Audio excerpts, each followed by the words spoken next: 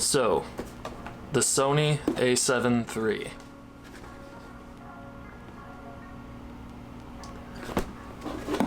This is what I chose to switch to for 2021. I guess you might wonder, why did I go and purchase the Sony A7iii? A camera that is about a $2,200 price point, brand new. The A7iii rocks a 35mm CMOS sensor, which is 24.2 active megapixels, meaning that you're going to get high resolution no matter what you're doing, because most online social media only requires about 12 megapixels of use. So you're overall going to be fine. This also does 4K recording in up to 30 frames a second, which is great if you're trying to get into video, but most of the time you're not even going to need to go past the 1080p capabilities of this camera, which, by the way, this camera does record in up to 120 frame slow-mo, and it's at 1080p resolution, so you're gonna get nice crisp video no matter what you're doing, and it's gonna like blow your mind. Okay, let me start with saying that this camera's specifications do really well for both photo and video. If you just do still photography and you think you might have like a little bit of a hankering for trying out video later, you can easily get this camera since it has a low $2,000 range price point. You don't have to go and spend like $6,000 on like a real cinematic camera, because this one packs everything in with one big punch. Another great thing about this camera is the fact that it has an excellent color science. It's honestly, a lot of people say that it's up to par with like Canon's colors straight out of camera. Everything comes out looking super great straight out of camera, and I can honestly say that this has been one of the best business purchases that I've ever made. So, autofocus. You might be wondering, is it any good? I can honestly tell you that it is amazing. So it's got different focus modes. You've got your basic, small, wide, small, medium, large spot focus. You've got wide focus, you've got your standard focus, and then you also have the ability to track whatever's dominant in the frame. Another thing with this camera, honestly, you can tell that it's made to be quality. It feels like it's like 2 to 3 times more heavy than my Nikon. Like, honestly, this thing feels like a hollowed out toy that I got with a Happy Meal at McDonald's.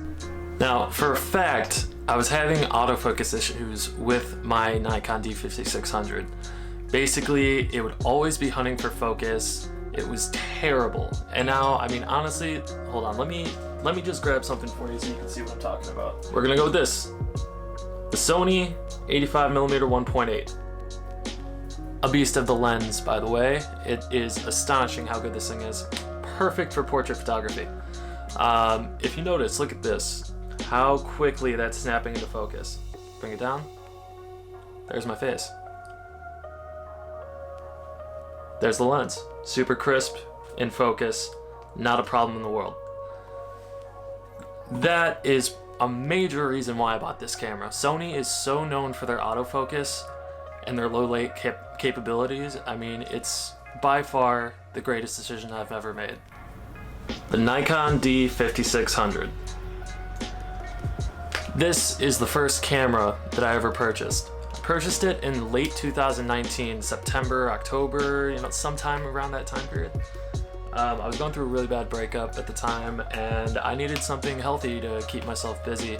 Yeah, sure, they may be both 24 megapixel sensors, but this camera's sensor for Sony, the A7iii, is by far so much better. And another thing is the fact that the full frame feature that it has baked into the camera, it will allow you to suck in way more light when you're out taking low light photos, let's say doing neon photography or night street photography, without having to search for light as much, because the ISO values in this camera can go anywhere from like 50 up to over 200,000, I believe.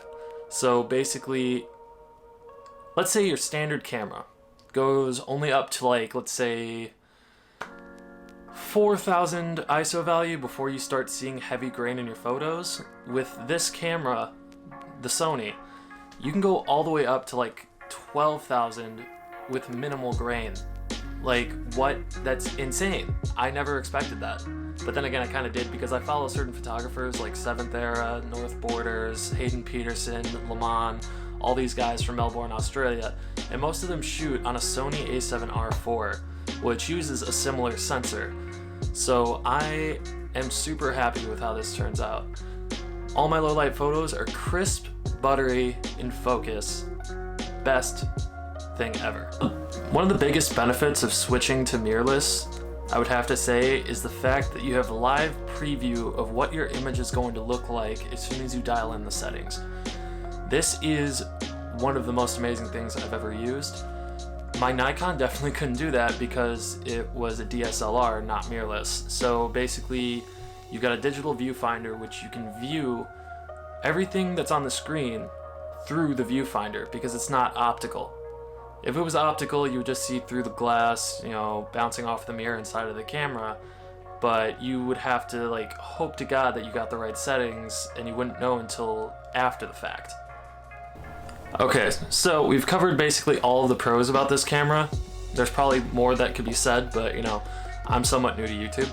Anyway, so cons for this camera. What you're gonna see is the fact that the touchscreen is very minimal in its accessibility. What they have going on with that is you can use it to drag your focus around and stuff like that, maybe the occasional swipe. But, you know, something that my Nikon did was you could actually pinch to zoom on playback mode to, you know, check the details in a photo and everything, but now you really have to utilize a lot of the button functionality of the A7 III. Basically, if you're in playback, you can hit the zoom button, or you can double tap on the touchscreen. It'll zoom in, but what you're gonna have to do is you're gonna have to use the D-pad to basically zoom in and out, which isn't that big of a deal, but you know, we all have our preferences. Honestly, I did like the fact I could pinch to zoom on the Nikon, but I still nonetheless had to make the switch over to Sony.